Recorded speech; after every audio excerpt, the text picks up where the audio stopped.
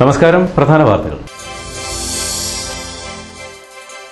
Manacaud service സഹകരണ bank തിരഞ്ഞെടുപ്പ് LDFന് ഉജ്ജ്വല വിജയം.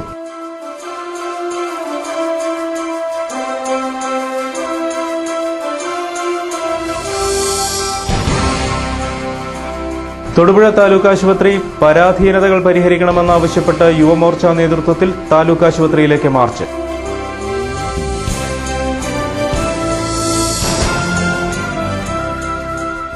വണ്ണപ്പുറം ചീങ്കൽ സിറ്റിയിൽ ഉരുണ്ടുവന്ന പാറയിൽ നിന്നും വൃദ്ധ ദമ്പതികൾ തലനാരിഴയ്ക്ക് രക്ഷപ്പെട്ടു. അപകട ഭീഷണിയിൽ 14ഓളം കുടുംബങ്ങൾ.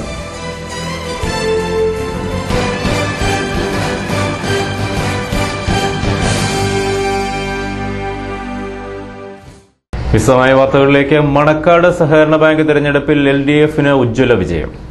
LDF നേതൃത്വത്തിലുള്ള സഹകരണ സംരക്ഷണ മുന്നണിയുടെ 11 സ്ഥാനാർത്ഥികളും വൻ ഭൂരിപക്ഷത്തിൽ വിജയിച്ചു. UDFന്റെയും BJPയുടെയും പാനലുകളെയാണ് പരാജയപ്പെടുത്തിയത്. കഴിഞ്ഞ 30 വർഷമായി ബാങ്ക് LDF ഭരണത്തിലാണ്. MM മണിയുടെ വിവാദ പ്രസംഗവും BJP CPIM സംഘർഷവും മൂലം ശ്രദ്ധാകേന്ദ്രമായ മണക്കാട് നടന്ന തെരഞ്ഞെടുപ്പും രാഷ്ട്രീയ ശ്രദ്ധ പിടിച്ചുപറ്റിയിരുന്നു.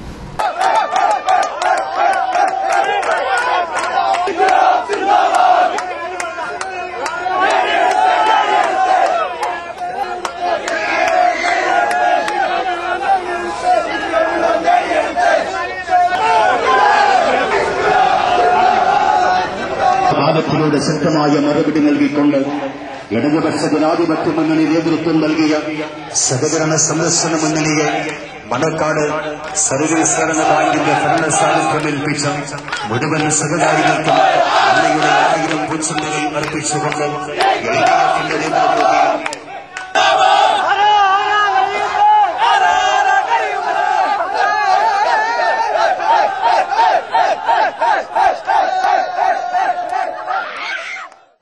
ഈ ബാങ്കിന്റെ താൽപര്യം സംരക്ഷിക്കാൻ വേണ്ടി ഇടതുപക്ഷ പ്രസ്ഥാനത്തോടൊപ്പം സഹകരിക്കാൻ സന്നദ്ധതയുള്ള ഏതാനും വ്യക്തികളും ചേർന്നതാണ് സഹകരണ സംരക്ഷണ മുന്നണി. ഈ മുന്നണി ഇന്ന് ഈ ബാങ്കിന്റെ ചരിത്രത്തിലെ ഏറ്റവും ഉജ്ജ്വലമായ വിജയമാണ് നേടിയിരിക്കുന്നത്. അത് വെറുതെ പറയുന്നതൊന്നുമല്ല. ഞാൻ തെരഞ്ഞെടുപ്പിൽ 4 തെരഞ്ഞെടുപ്പിൽ ഇത് 5ാമത്തെ തെരഞ്ഞെടുപ്പിലാണ് ഈ സഹകരണ സംരക്ഷണ മുന്നണിയുടെ പാനലിൽ മത്സരിക്കുന്നത്. എന്നാൽ ഏറ്റവും കൂടുതൽ എതിർപ്പുകൾ ഉയർന്നു വന്നപ്പോ ഏറ്റവും കൂടുതൽ ഭൂരിപക്ഷം സഹകാരികൾ ഞങ്ങൾക്ക് നൽകുകയാണ് ചെയ്തത്. കാരണം എന്തുകൊണ്ടാണ്? ഈ ബാങ്കിനെ സംബന്ധിച്ചിടത്തോളം തെറ്റായ ഒട്ടേറെ പ്രചരണങ്ങൾ ഈ ബാങ്ക് നടത്തുകയുണ്ടായി. തൊടുപുഴ താലൂക്ക് ആശുപത്രിയുടെ പരാധീനതകൾ പരിഹരിക്കണമെന്നാവശ്യപ്പെട്ട് യുവമോർച്ച നേതൃത്വത്തിൽ തൊടുപുഴ താലൂക്ക് ആശുപത്രിയിലേക്ക് മാർച്ച്. ആശുപത്രി പരിസരത്ത് പോലീസ് മാർച്ച് തടഞ്ഞു. ഭരണതലത്തിലുള്ള വീഴ്ചയാണ് ആശുപത്രിയുടെ പരാധീനതകൾക്ക് കാരണമെന്ന് യുവമോർച്ച നേതാക്കൾ ആരോപിച്ചു.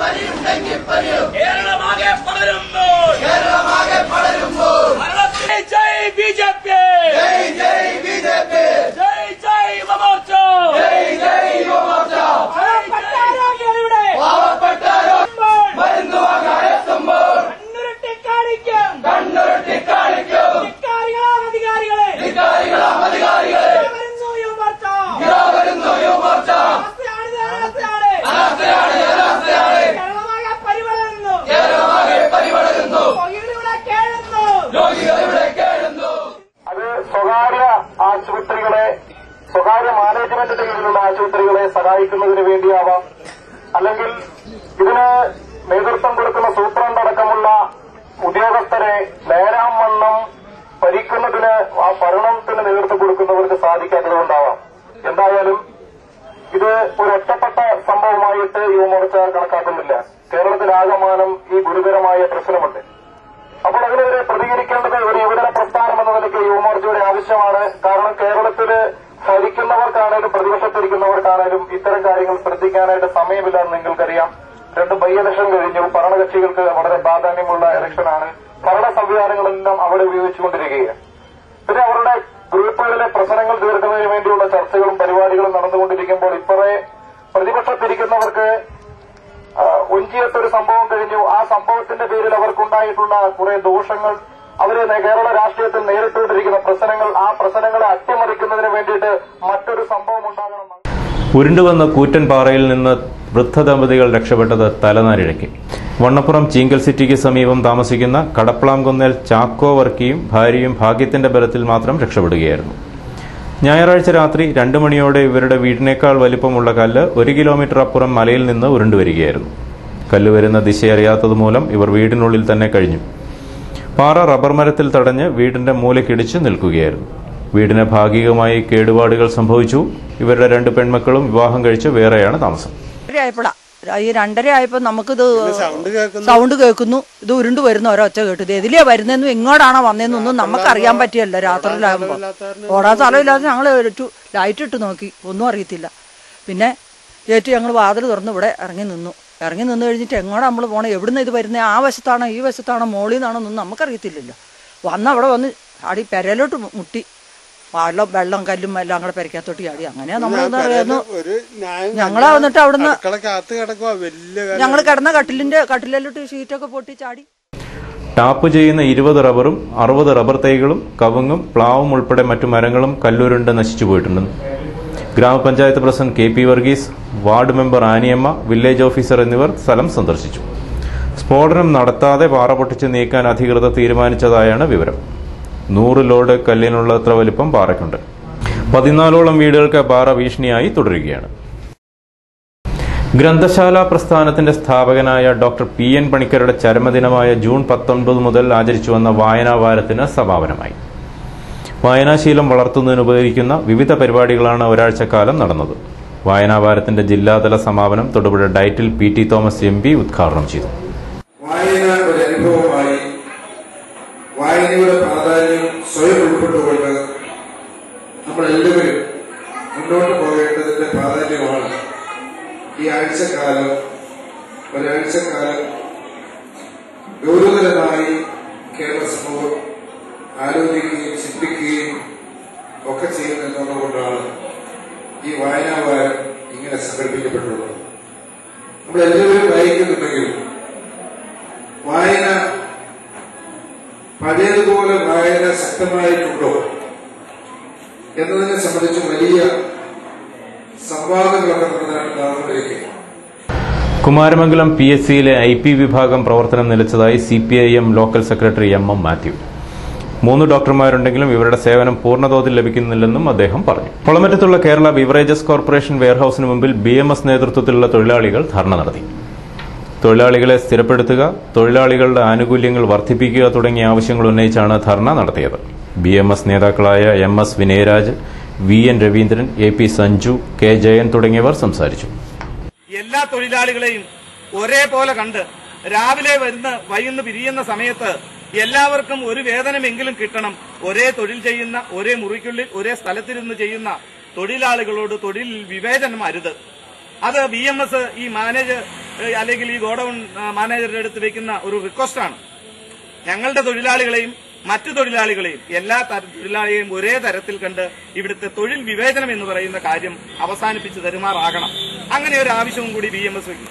ഇത്തരത്തിൽ 2-3 കാര്യങ്ങൾ വെച്ചുകൊണ്ട് നടപ്പിലാക്കിക്കൊണ്ട് ഈ തൊഴിലാളികളെ ഒരു സ്ഥിര വരുമാനക്കാരും തൊഴിൽ സ്ഥിരമായി കിട്ടുന്ന സ്ഥാപനവുമാക്കി മാറ്റണമെന്നുകൂടി BMS ആവശ്യപ്പെടുന്നു.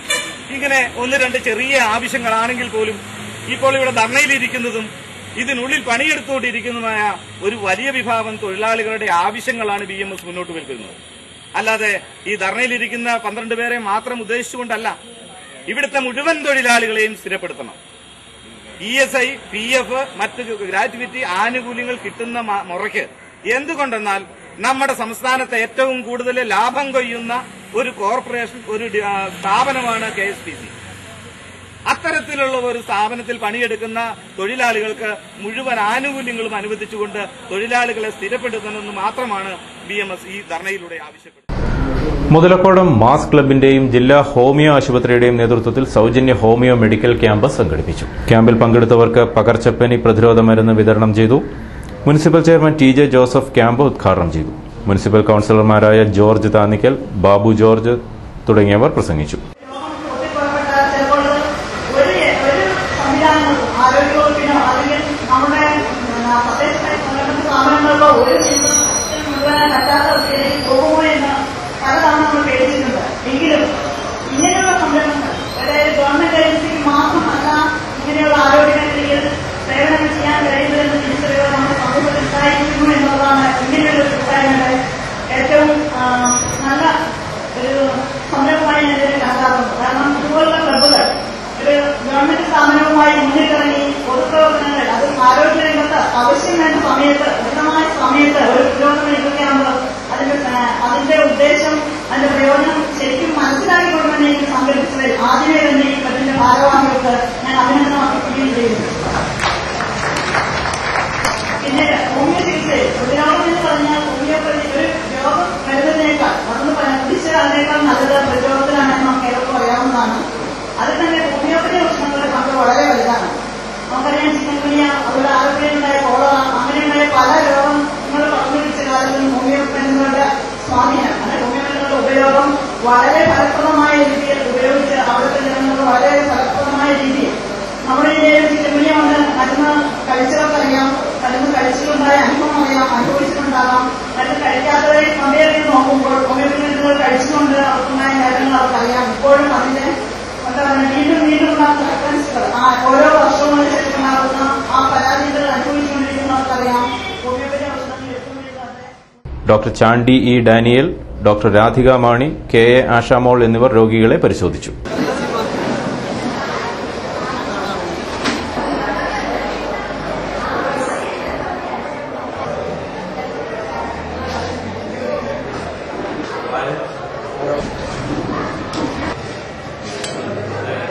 ചെറുപുഷ്പ മിഷൻ ലീഗ് മുതലക്കോടം മേഖലാ നേതൃസംഗമവും തിരഞ്ഞെടുപ്പും നടന്നു. മിഷൻ ലീഗ് മേഖലാ ഡയറക്ടർ ഫാദർ ജോർജ് വലിയപ്പുറം പരിപാടി ഉദ്ഘാടനം ചെയ്തു. അന്ധകാരത്തെ ശപിച്ചിട്ടൊരു കാര്യമില്ല. ഇന്ന് വിമർശനത്തിന്റെ കാലം. എന്തിനേയും ഏതിനെയും വിമർശിക്കുക, കുറവുകൾ ചൂണ്ടിക്കാണിക്കുക, അതിന് പ്രതിഷേധിക്കുക, ഇതുകൊണ്ടൊന്നും ഒരു കാര്യവും നടക്കില്ല. പിന്നെ എന്ത് വേണം? അന്ധകാരത്തെ ശപിക്കുന്നതിനേക്കാൾ എത്രയോ മെച്ചമാണ് ഒരു തിരി കത്തിച്ചു വയ്ക്കുക. അന്ധകാരത്തിന് ഒരു ശക്തിയില്ല. എത്ര ഇരുട്ട് നിറഞ്ഞ മുറിയിലും ഒരു തിരി കത്തിച്ചു കഴിഞ്ഞാൽ അന്ധകാരം ജനലിലൂടെ പുറത്തേക്ക് പോകുന്ന കാണാൻ പറ്റും, പിടിച്ചു നിൽക്കാൻ പറ്റില്ല. ഇതുപോലെ അന്ധകാരത്തെ തിന്മയെ അപലപിക്കുകയും ശപിക്കുകയും ചെയ്തുകൊണ്ട് പ്രതിഷേധ പ്രകടനം നടത്തിക്കൊണ്ട് തന്റെ ജോലി പൂർത്തിയാക്കിയെന്ന് വിശ്വസിക്കുന്ന പ്രസ്ഥാനങ്ങൾ വ്യത്യസ്തമായിട്ട് തിരിതെളിക്കുന്ന ഒരു പ്രസ്ഥാനമാവുക. അതാണ് യുവദീപ്തി, യുവജനത്തിന്റെ പ്രകാശം. ഈശോ പറഞ്ഞു, ഞാൻ ലോകത്തിന്റെ പ്രകാശമാകുന്നു. എന്നെ അനുഗമിക്കുന്ന അന്ധകാരത്തിൽ നടക്കുകയില്ല, അവന് ജീവന്റെ പ്രകാശം ലഭിക്കുമെന്ന്. അത് ശിഷ്യനോട് പറഞ്ഞു, നിങ്ങൾ ലോകത്തിന്റെ വെളിച്ചമാണ്.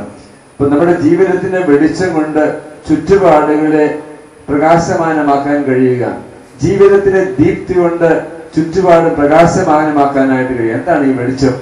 അത് സ്നേഹത്തിന്റെ വെളിച്ചമായിരിക്കണം, അത് നന്മയുടെ വെളിച്ചമായിരിക്കണം. യേശു നൽകുന്ന വെളിച്ചം അതാണ്. യേശുവിനോട് ബന്ധപ്പെടുന്ന എല്ലാവർക്കും ആ വെളിച്ചം കാണാനായിട്ട് കഴിയും. മേഖലാ പ്രസിഡന്റ് ലിൻസ് ജോർജ് അധ്യക്ഷനായിരുന്നു. മേഖലാ ജോയിന്റ് ഡയറക്ടർ സിസ്റ്റർ ജോയ്സി സ്വാഗതവും രൂപതാ പ്രതിനിധി റോബിൻ ആശംസയും അർപ്പിച്ചു. പ്രധാന വാർത്തകൾ ഒരിക്കൽ കൂടി. മണക്കാട് സർവീസ് സഹകരണ ബാങ്ക് തെരഞ്ഞെടുപ്പ് LDFന് ഉജ്ജ്വല വിജയം.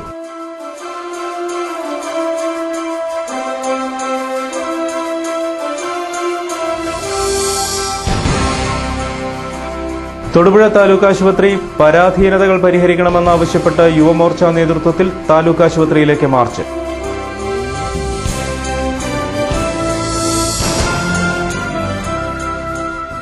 വണ്ണപ്പുറം ചീങ്കൽ സിറ്റിയിൽ ഉരുണ്ടുവന്ന പാറയിൽ നിന്നും വൃദ്ധ ദമ്പതികൾ തലനാരിഴയ്ക്ക് രക്ഷപ്പെട്ടു. അപകട ഭീഷണിയിൽ 14ഓളം കുടുംബങ്ങൾ.